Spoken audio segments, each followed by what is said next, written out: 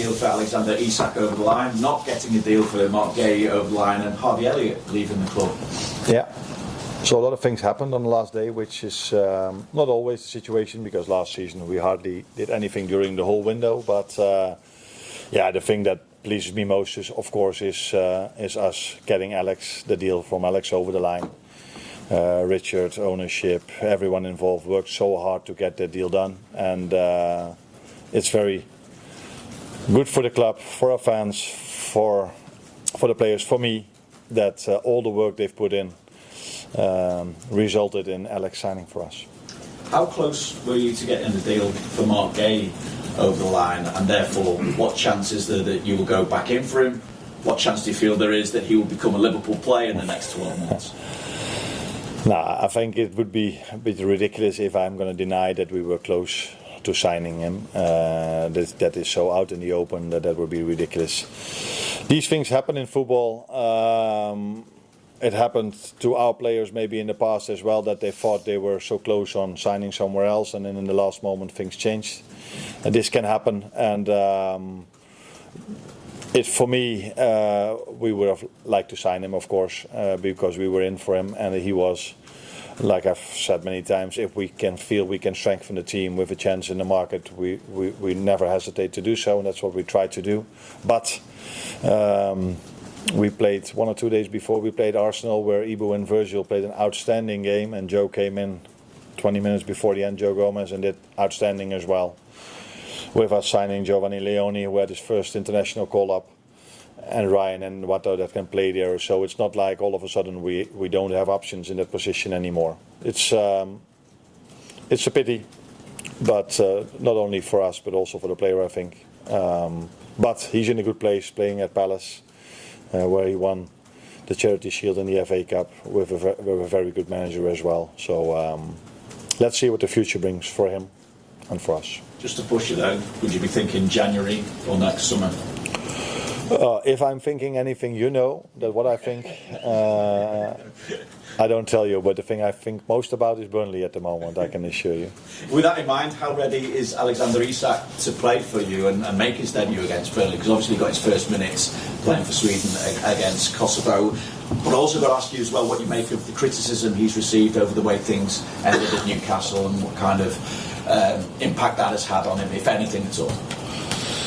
Now, first of all, I think the Swedish manager Jon Dahl Tomasson deserves a big compliment, because he gets one of the best, maybe the best striker in the world in, and needs to play 2 very important games for his country, but understands that if he would play him twice 90 minutes, then probably the player would have been injured for multiple weeks, and that's not always easy for a manager, that he takes care of the interest of a player. And so he deserves a big compliment for that, and we will treat Alex the same as they did. So don't expect him to be every single game 90 minutes on the pitch. That's definitely not going to happen in the upcoming weeks. He missed a proper pre-season. I think he missed 3 or 4 months of team sessions, and so now we have to build him up gradually, with us playing so many games, hardly any training time.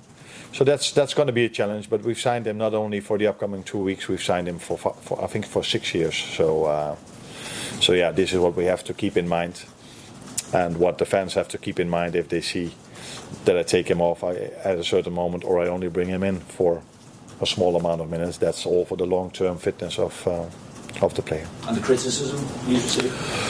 In football, there's always criticism. So sometimes people cheer for you. So I think after he won the League Cup, everyone was really happy with him. And in other moments, you get criticized. This is part of his life, my life, our jobs. And now he's a player from us, and I'm really happy with that. So you did mention Harvey as well, just obviously. Yeah. Deadline day, Harvey. Yeah. Another positive thing, I think, not only Harvey, but if I look at Luis Diaz, how he hit the ground running at Bayern Munich is a big compliment for our performance staff and the people that work in this building. So every time a player leaves, Tyler Morton does really well at Olympique Lyon. So that tells you how we bring players to other clubs, and Harvey is in a very good place, going to a very nice club with Aston Villa. I think it's in the interest of everyone. He didn't get the playing time he probably deserved for the quality player he is, and he conducted himself always so well. So it wasn't only when he said that this was his club that he wanted to say this to the fans. He acted inside with him not playing so much, but he was always doing what was in the best interest of the club.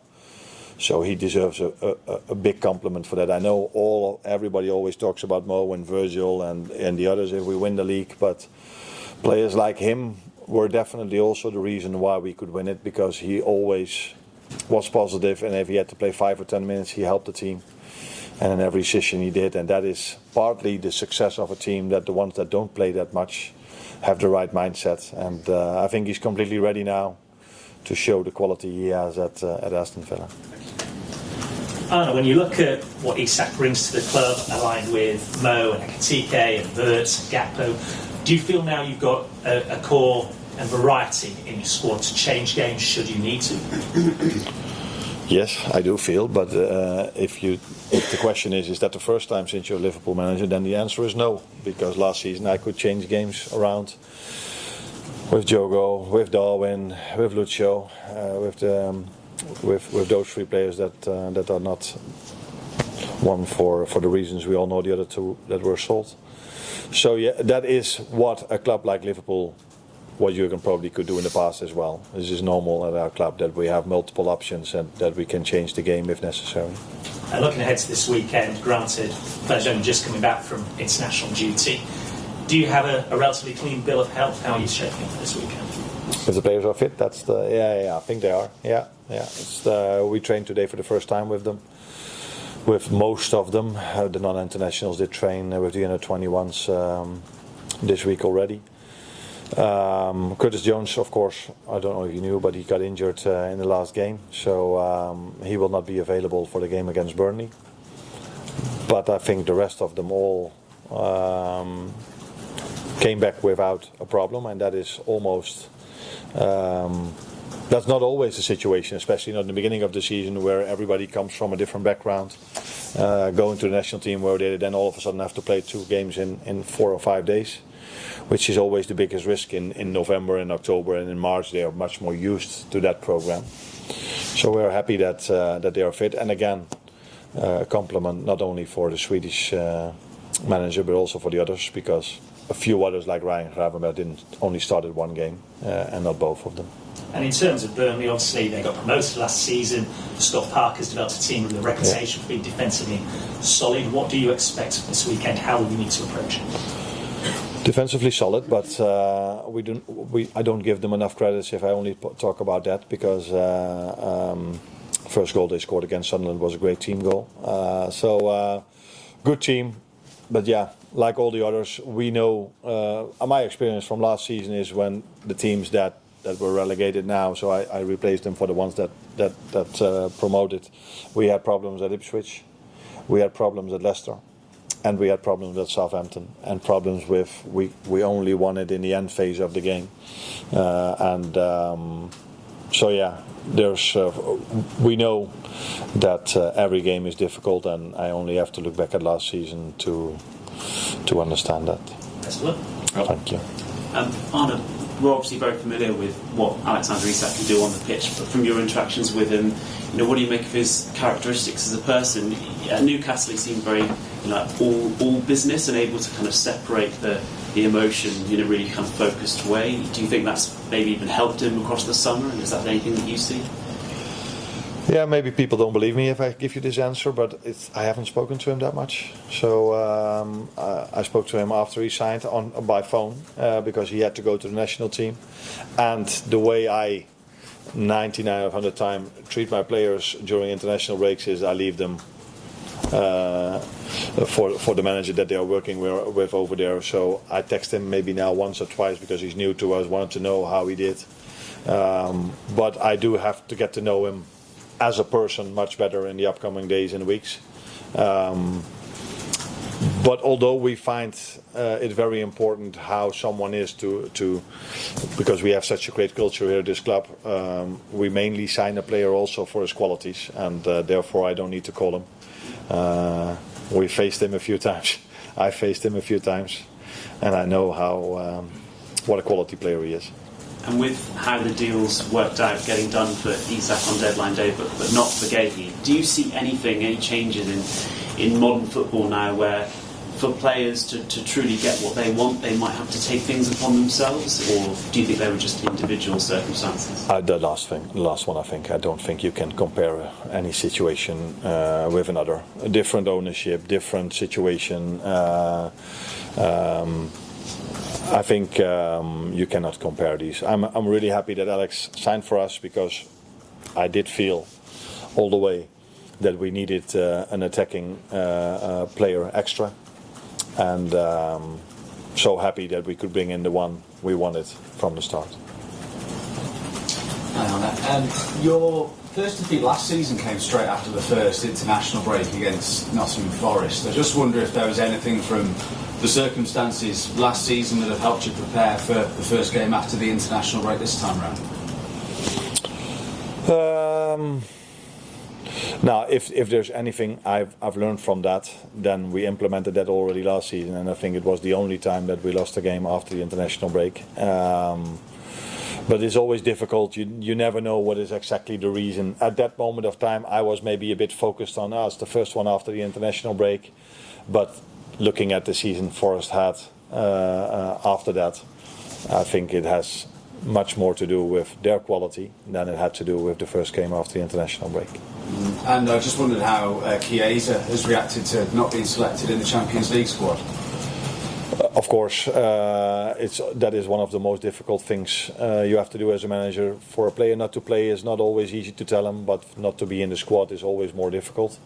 And I just explained him why we made this choice, and of course he wasn't happy with that, but I think he understood my arguments. That's not to say that he agreed with them, but he didn't tell me, by the way, that he didn't agree with them. But he gave the answer you want to hear from a player, that he will be there to help the team in all in the cups and in the league, and that's one thing to say. But I think he also showed this because he wasn't selected, but he worked really hard in these days to be ready for the upcoming games, and that is even more important than what a player tells you.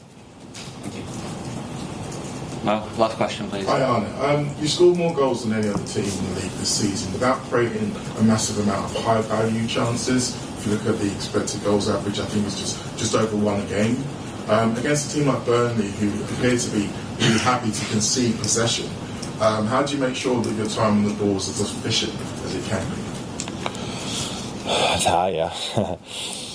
To implement as best as possible the way we want to play, but in the end the final third is mainly for we do certain patterns, that's also clear, but it's also a form of the day of our wingers mainly, because you end up, because of their playing style, mostly on the side. So the better they are, the bigger threat they are, the more chances we will generate, and then it's 9 out of 10 times also about the score. Because if you can score an early goal, that normally helps you in a game like that, and if you don't, or even worse, you concede a goal in the beginning, that gives even more energy to the other team. So there are so many factors going into a game like that. But as always, we are hoping that our attackers can make the difference, and that's what they have to do every single game, attackingly, but not only attackingly, because if we lose the ball and we're really good in our counter-pressing, that can generate chances as well. So that is for me the biggest lesson of our game against Arsenal there, where in the first half we weren't front-footed enough in terms of our pressing, and in the second half we were. I think Arsenal were front-footed in the first half in terms of their pressing. We were at the second half, and as a result of that, I think we deserved to score the goal in the second half, because we already scored one, which was fractionally offside, and we were getting closer and closer. And in the end, I think we even deserved to score that goal based on the second half, not based on the first half. Thank you, guys.